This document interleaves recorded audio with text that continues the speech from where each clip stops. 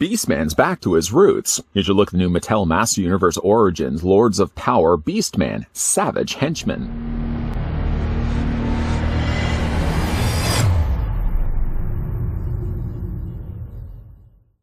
Beastman's primal rage is a feral force that only Eternia's mightiest can hope to contain.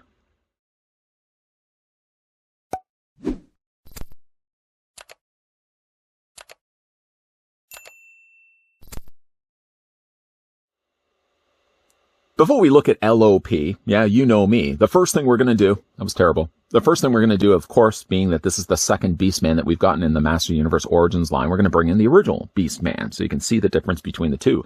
Some serious retooling has happened here with the LOP, Lords of Power Beastman. We'll do more comparisons on the two figures in a second.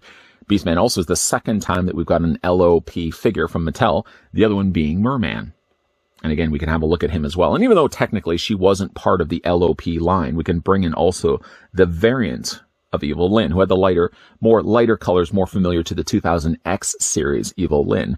Again, it's nice to see that we're getting kind of a second helping of the same characters we've gotten before, just slightly changed. And in the case of Beastman and Merman, how they looked in the original line before they became mass retail releases.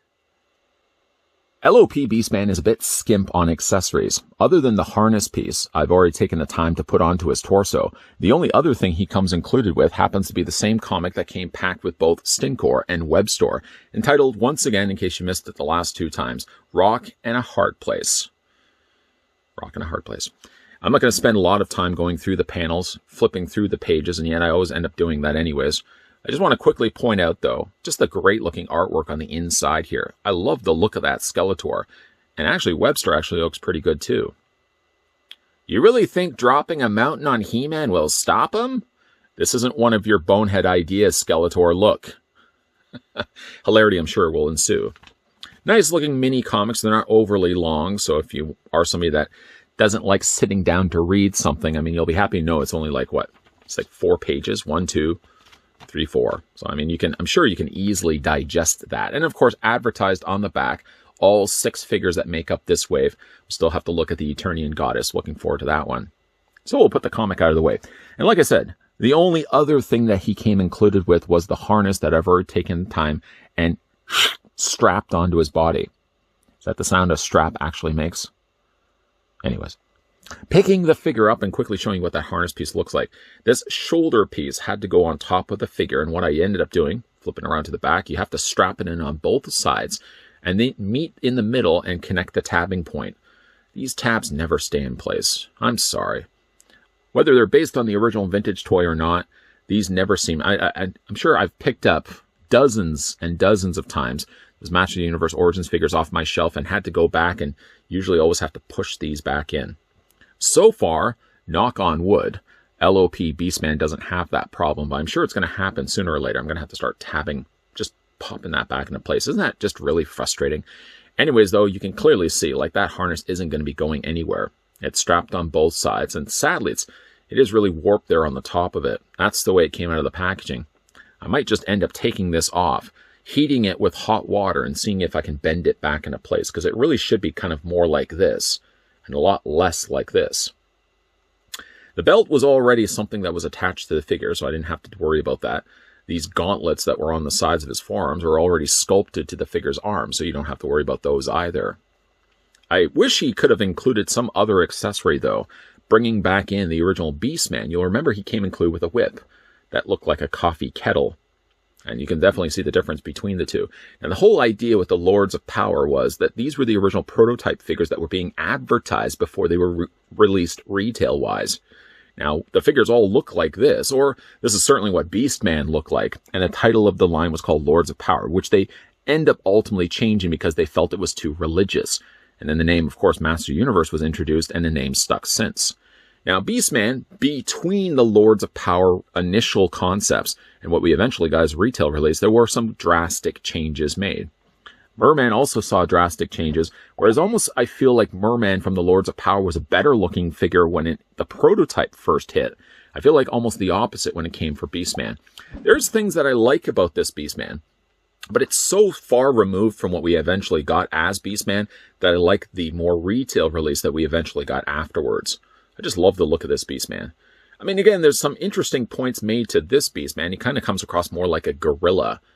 He's got some stars that are painted below his eyes, which, of course, still was carried over to the original, or to the more commonly known Beastman. Even the blue lips was also something carried over. But you can definitely see there's more ape-like qualities going on for Beastman. He does have these very large fangs on both sides of his lips. Some nice coloring done on the interior. A little bit of the lighter yellow has made its way onto the tongue. I'm assuming that's a tongue, even though all the interior of his mouth is black. The sculpting of his mouth is interesting enough as well. And he's definitely got a more darker color than the more familiar orange color that Beastman would have. I guess I do like, really, the way that his shoulder pads work. Hawk and Animal of the Legion of Doom. LOD, wait a minute, are we on to something? Would have certainly been envious of these. These are a fairly soft plastic as well. So if you are worried that you're going to fall on these and somehow poke your eyes, I guess you still could, but at least they're softer plastic. I like the coloring of yellow that they ended up using for it. And even though this isn't more the traditional looking Beastman that I know and love, I do think he's got some interesting design elements of it. I don't think I would say ultimately I would pass, if I had to say Beastman still in my collection shelf, which obviously he's not going anywhere, I don't think I would say, you know what, I'm glad I didn't get the original He-Man and instead wanted to get the Lord of Power. I almost feel like with the Lords of Power stuff, it caters to the collectors that would have wanted the original vintage toys that never got released, the original prototype figures that never got released. Now, what's interesting, though, about Beastman, underneath his belt here, he's one of the only few figures I can actually think of where he has an unpainted loincloth. Both the loincloth and the belt, which is a little harder to kind of see underneath here, is all just stock plastic, red plastic. And the red plastic is everywhere on this figure. It's very, really little paint when you consider the idea that other than his gauntlets, everything else seems to be things that are added over top of an existing body. So like the belt sure is nicely painted, and like the shoulder piece is a nice painted piece. But those are all things that are going on top of a red plastic body. So like in the case here of Beastman, he really doesn't have a lot of color being painted onto the figure. We can quickly look at his gauntlets. They're rather interesting, actually, the way that they are. They look like they're spikes that stick out, and maybe something that he uses as weapons. Paint is pretty good. I mean, it seems like there's a lot of yellow paint that's added on here. Luckily, at least it wasn't bled onto... Well, you can kind of see the red around it, but at least it doesn't look like the yellow's bled onto the rest of his arms. His arms almost seem underdeveloped. I mean, when you compare it again to the original Beastman, Beastman had hairier arms. And not only was the original Lords of Power Beastman having much thicker forearms, but he actually doesn't have any fur on the forearms either. Which is kind of interesting the way they've done that. He still has at least the hairy chest. That's one thing consistent between the two figures, is that they both have a hairy chest.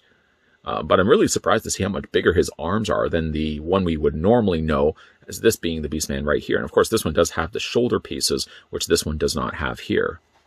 For the articulation on Lords of Power Beastman, his head rotates all the way around. You would almost even think for how much shoulder pad he has, it would be difficult to rotate his head. And yet, funny enough, not a problem. You can hinge the head up, I should say. You can hinge it down. You can also move it back and forth. You can bring the arms out on Beastman. And even though he does have these big shoulder pads, doesn't prevent his arms from being able to come out at all.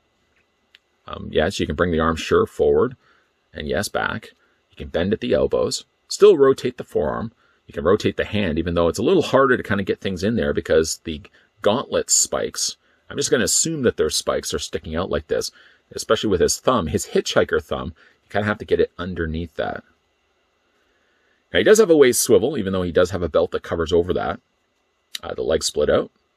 Go forward and back on the legs. He does have a bend at the knee, of course he does. Rotate the lower leg. He also rotates calf about halfway up the calf. There's a cut in there as well. That's normally where the boots would be replaced on some of the Master Universe Origins figures. And then, of course, for his feet, they hinge back and forth, and he does also have an ankle pivot there as well. Once again, we'll get Beastman standing straight here. Put him on display. I don't feel like this is a figure that every single person is going to be wanting to source out. I think casual collectors will probably be more inclined to try to source out the original Beastman, just because not only that's probably the figure that they would have had as a kid, but if you want to stick to the original vintage line, then most people are probably going to be scoping out the original Beastman instead. And again, we can bring in the Lords of Power Merman, which, funny enough, in the review of him, I actually had commented that he was based on the 2000 X series, which really isn't that far removed. Yes, the Merman was based on the original prototype Lords of Power Merman, but it's eventually the design that they ended up using for the 2000 X series. So I was kind of half right, half wrong. I do like the look of Merman as the LOP Merman. I don't think I like it as much for the Lords of Power Beastman. It's nice to again be able to get that glimpse of what this line was going to be, not only with a title different, but also the way of the look of the figures were also drastically different from the retail release. It's nice to see those little glimpses, but I don't think the LOP Beastman is going to be something that every casual collector is going to be picking up. The people that are wanting to pick up every single Master Universe Origins figure, then yes. People that are the die-hard collectors, then yes, will be picking up the LOP Beastman. But I think casual collectors are probably just going to ultimately pass on this guy in favor of this guy instead. In fact, if I can make this sad prediction here about the fate of LOP Beastman, of the 4 new figures in this wave, not counting the Skeletor and He-Man because they're just reissues with brand new heads, the Stinkor and the Webstore and Eternian Goddess would be probably the ones that people will be sourcing out first, and poor Beastman will be left to the shelves and eventually clearanced.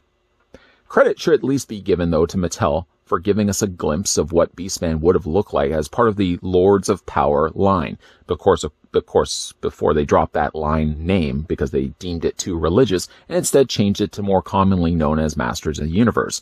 The original Lords of Power Beastman looked like this, but I don't think casual collectors are going to know that while seeing this guy on the shelf.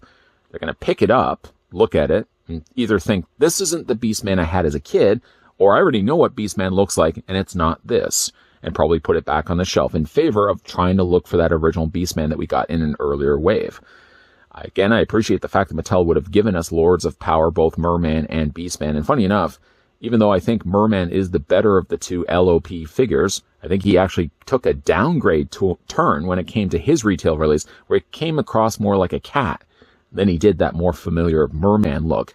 Merman, unfortunately, here in Canada, retail store shelves, you can come any day of the week and find tons of LOP Merman sitting around. Nobody's picking those up either. So again, it's unfortunate the fact that we are getting these LOP figures based on the original prototypes, but I don't think the casual collectors are going to be sourcing them out. I certainly don't think that people are going to be going out of their way to pick up Beastman here. What do you guys think of the figure? Have you picked it up for yourself? If you have, let me know down below in the comments section. And if you are somebody that would be going out of your way to get these Lords of Power or the different interpretation characters, or you're that other person that's only sourcing out the main tier characters like the Stinkor, the Webstore, Eternian Goddess, even though I wouldn't technically call them all A-list characters. But let me know down below in the comments section, is this a character, a figure that you would be picking up? Of course, I always like reading your comments. If you guys are new to this channel and you're enjoying hopefully all the content that you're seeing, you can hit that subscribe button down below. You can turn as well the bell notification on and keep, yes, your peepers peeled while we have finished reviews of Stinkor, Webstore, and Beastman LOP version. There is still the review of the Eternian Goddess coming up in the not so distant future. So make sure you keep your peepers peeled for that. And as always, thanks for watching. See you guys next time.